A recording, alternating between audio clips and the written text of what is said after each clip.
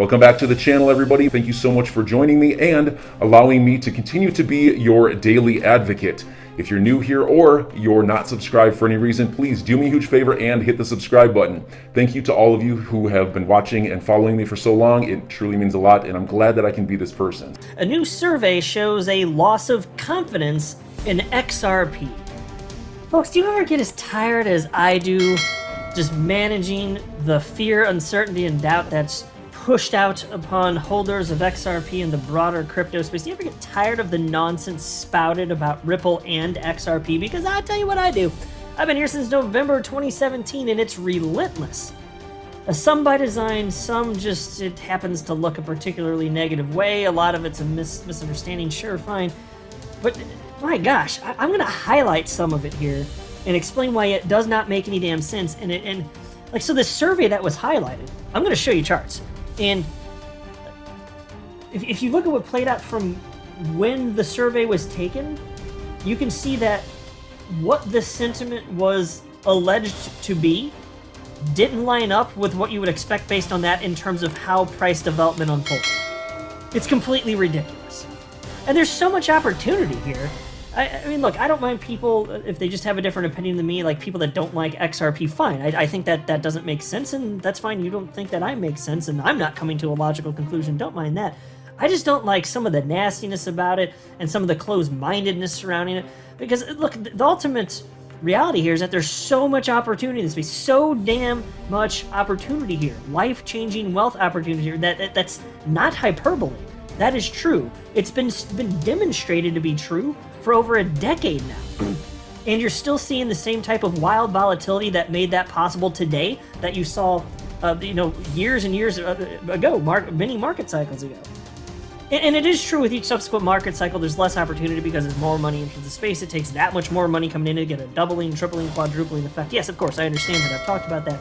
But we're still at a point now, and you can see with the extreme volatility, that's not something to be scared of. That is what makes it possible to achieve this life-changing wealth. And I will tell you who gets that. It's Anthony Scaramucci, and he was talking about Bitcoin recently, but he said some stuff that I think true, and I think his analysis is perfectly reasonable. But apply the concepts that he cites here in this article from the Daily Hodl to XRP, and it's easy to understand why I'm excited to be holding as much XRP as I do. Here was the headline from the Daily Hodl. Here's the signal that Bitcoin is headed for $500,000, according to hedge fund CEO Anthony Scaramucci. But before I go any further, I do want to be clear, I do not have a financial background of any kind. I'm not offering financial advice, and you definitely should not buy or sell anything because of anything I say or write. I'm just an enthusiast who enjoys making YouTube videos about crypto-related topics, but just as a hobby and just for fun. Now, in a video yesterday, I did report that XRP lost a rank in terms of market cap. It was at number 6 for a long time, and is currently at number 7. It's not as much because XRP performed poorly. It's more so that Solana, which took that spot, just went on a crazy rally. It was one of those outliers. And so fine, good for Solana. Things are going to be volatile. XRP won't always be in exactly the same spot for the duration of its existence. But I will say, even being at number 7, consider this. There are over 18,000 cryptos in existence. And without the stable coins that are in the top 10, which would be USDT and USDC, if you throw them out, XRP would be at number 5 in terms of market cap. And that's relevant because if you look back to the previous market cycles, Tether and USDC were never in the top 10. And it's silly to even have them measured by default because people don't look at market cap for the purposes of seeing if Tether's still worth $1. They of course not. It's a stablecoin. It's always worth $1. Same for USDC. They come to find out if there are other cryptocurrencies which are not backed by anything, they're not pegged to anything, to find out what those are worth relative to the United States dollar or whatever their fiat currency of choice is. Of course. So why the hell even have stablecoins on there by default? If you want to list them, fine, but by default, that doesn't make sense.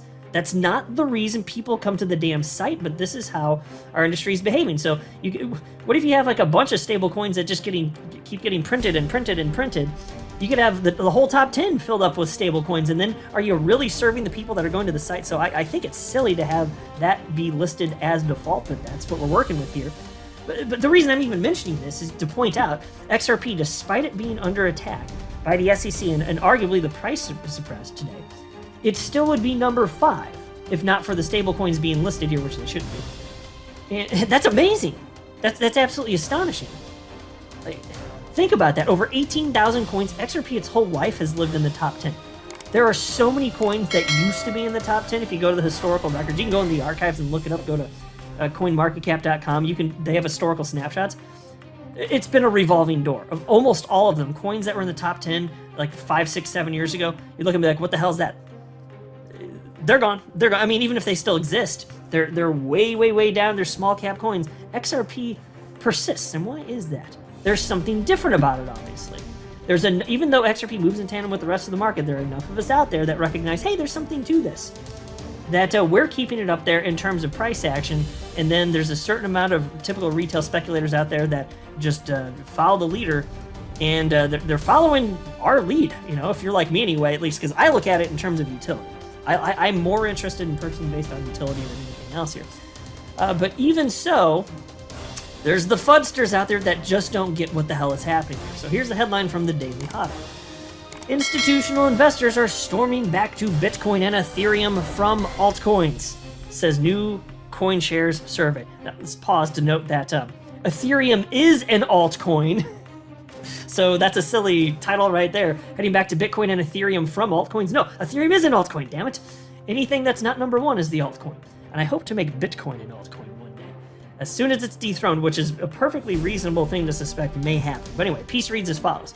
A leading crypto asset manager is revealing the results of a recently conducted fund manager survey. According to CoinShares, investors are trooping back into Bitcoin and Ethereum while reducing exposure to altcoins such as XRP and smart contract-enabled blockchains Cardano and Polkadot. Of course they are. And this is a survey. The survey says the price swings experienced during the first 2 months of the year are causing the shift. And here's a quote from the survey. The price swings in January and February this year have led to investor perceptions swinging back in favor of large caps such as Bitcoin and Ethereum, at the expense of smaller caps such as Polkadot, Cardano, and XRP. End quote.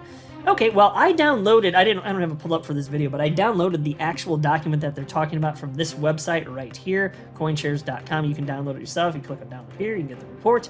I took a look at it, and it's worth noting that these claims, the results of the survey, they actually come from February 28th of this year. So over a month ago. So what's actually happened since then? Well, here's the 90-day XRP chart. You can see 28th was right here. So XRP was right around 73 cents. Just call it 73 cents. And just days before that, several days, it was down at 64 cents. But if you look, what's been happening since then?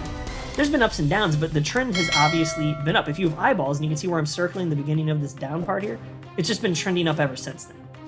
And is that unique to XRP? Well, no. The market moves in tandem. Now let's look at Ethereum. You can see the same drop here. The whole market dropped on this date, which was February 24th.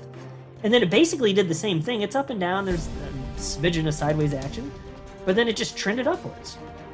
Now look at Bitcoin. You can see the same drop here on February 24th. A little bit of sideways, but just trended up. Those charts are strikingly similar. They're all doing the same damn thing. And so you're getting these reports, the survey, and it's getting put out into the world as if there's something wrong with XRP, and they cited a couple others too, fine. But the market moves in tandem, folks. And even if they were right, even if that were the case, which clearly it's been several weeks, and that sentiment didn't bear at all on what actually happened in the coming several weeks. But even if it had, I'd say, so what? You're going to base buying and selling decisions over several weeks. Crypto's up, crypto's down, crypto's up, crypto's down. But it's been trending up for 13 years, so who the hell cares? Just saying. But this is the stuff we have to put up with. And take a look at this. Here's a short thread I wanted to share with you, and I don't understand some of these people. I really don't understand them. Some of the people, I think they really believe what they're saying. They're that ill-informed, but my gosh, they're undeservedly confident that their position is correct. Undeservedly confident. Done little to no research, but they know they're right. So here's a tweet from Perry XR Parker, who wrote the following. Bitcoin is like an old iPhone 3G. XRP is the brand new iPhone 13. Faster, cleaner, greener, and far better looking. Fine tweet. In fact, I'm going to go ahead and heart that. That was just from a couple days ago.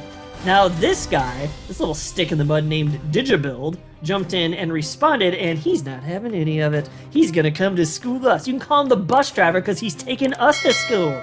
Thank you for your service, Digibuild. And he wrote the following. Yeah, as that's not true at all. That's like comparing a phone that works to one that doesn't. XRP is a cross-border payment solution. Bitcoin is sound money. If you know the difference, if you don't know the difference, I'd recommend looking at the technicals. It's like trying to compare a car to a plane. Now, I encourage he look at the technicals because he don't know what the ever-loving hell he's talking about. XRP is a cross-border payment solution. XRP is being positioned as a bridge currency by one developer building on top of the XRP ledger, but it's actually just a decentralized cryptocurrency. You can use it for whatever the hell you want. So enjoy your day, everybody. I'm always here for you. Leave any comments or questions below, and be sure to subscribe. But thanks, everybody. I really appreciate you. Enjoy your day, and I always have your back. So thanks so much, everybody.